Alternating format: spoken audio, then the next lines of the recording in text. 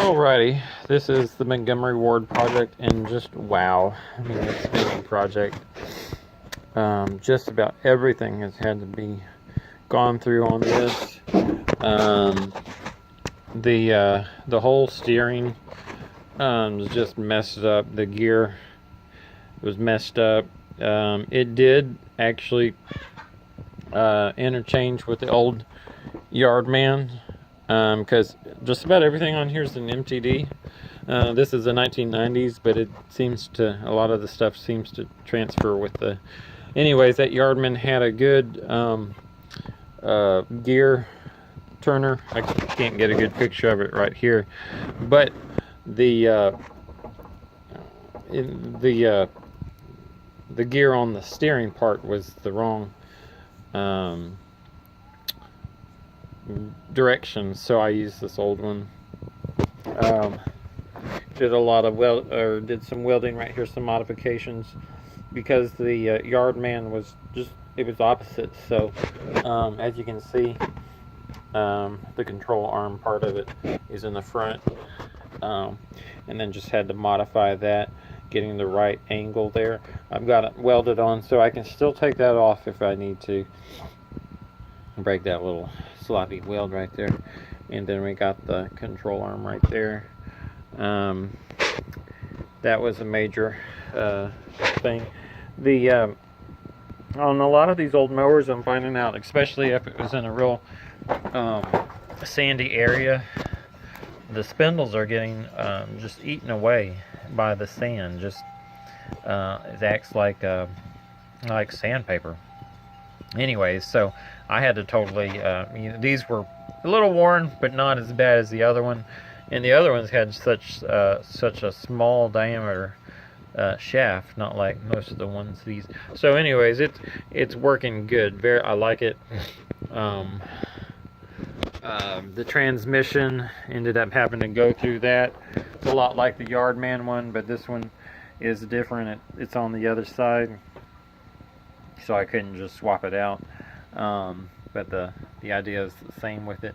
Looked like it had been in some water. There was water in the transmission. Just totally took the case off, re-greased it, took the old grease out, went back with the Lucas Extra. Took two of those, got it freed up. It's shifting a lot better. It just has the neutral, forward, reverse. Sometimes it has to be going before it will switch. I think it's getting better. Was having some problems with the variable speed at first, because I had to change out the variable speed pulley. It was rusted, and the needle bearings inside of it were just irreparable. So I got one off of eBay. But the problem I was having is it would go into first. Now it's not wanting to move right now. It'd go into first, second, and third. I wonder why it's stuck. Oh, okay. Because I adjusted that the brake to give it more of a release. It was still kind of wanting to move as I had it, even in the parking brakes. So there was an adjustment there. I'm about to do an adjustment on the deck because it's still wanting to spin. This is an interesting deck in that as you put it all the way up, you'll notice here that then right here it goes forward. Now I don't think it's going forward enough. It does definitely loosen the delt down here, but not enough, because it's still turning even, and I don't like that. It even has these brakes up there on top, which is supposed to connect in with this, but it's just not stopping it. I'm about to do an adjustment on that. I see a place in here to do the adjustment, and so I'm going to do that in just a little bit, hopefully. That's one of the things that I still lack on this. The other thing is I'm going to repair the spindle. They're not bad, but I figure I might as well. It is making some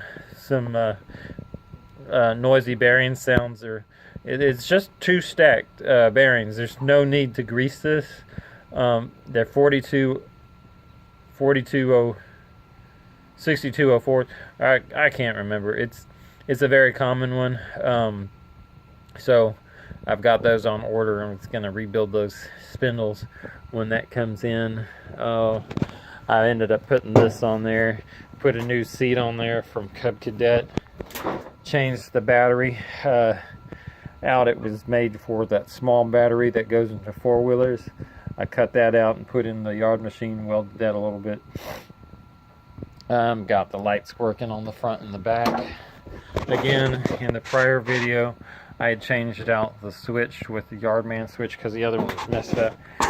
Did finally figure out the M stood for magneto. That's what was causing me not to be able to have the kill switch. So now it's able to kill it from the switch. And then I found out all the other connectors and got those all wired in right, so it's working all right. I got front lights and I got back lights. I'm telling you, this was just about everything I had to go through it. This had not been kept up, and but I think that I just about had to rebuild the carburetor. This is not one that's a cheap carburetor. I mean, I'm talking about like $100 to replace it. So I was able to get a kit for $8 and rebuild it. It's a nice carburetor. I've done one oil change. We'll do another one. Takes about 1.5 quarts of oil. The motor sounds good. I was having some problems with it getting the idle right, but it was just running through some junk in the carburetor and some junk in the gas. Getting some of its lack of use out. I did I'm getting it up to sometimes 15 volts for charging. Ended up taking off the flywheel. Puller worked fairly well. Had to do a final pop up with a little screwdriver, and then I sanded off the contacts, blew out all the accumulated dust over the years, and it's charging good. So just about got this thing. I did get to actually drive it and mow with it, but again, I want to get that taken care of and then repair this. Finish up the spindles. Again, the spindles aren't bad. It could be worked right now. The blades were pretty good. Just sharpened them, and this thing is about ready. I like the front lights. That's pretty cool. Neat little old mower. Kind of got the low rider back tires. People who like to race them would probably love this one.